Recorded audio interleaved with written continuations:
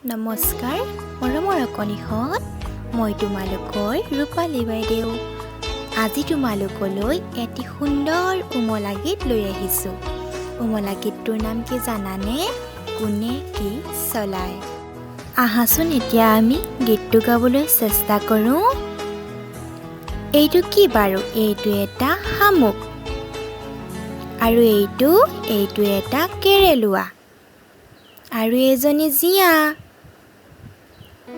এয়া ভেকুলী ক'ত উঠি আছে? অটত। মই গীতটো গাবলৈ লৈছোঁ। কোনে কি চলায়। শামুক ককাইৰ গৰু গাড়ী, গাড়ীৰ ওপৰত চৈ, নামত গাড়ী কামত নাই, ঠাইতে থাকে ৰৈ। কেৰেলুৱাৰ ৰেল গাড়ী ডবাৰ লেখ নাই, ৰেল গুচি চকা হয় যদি ভয় খায়।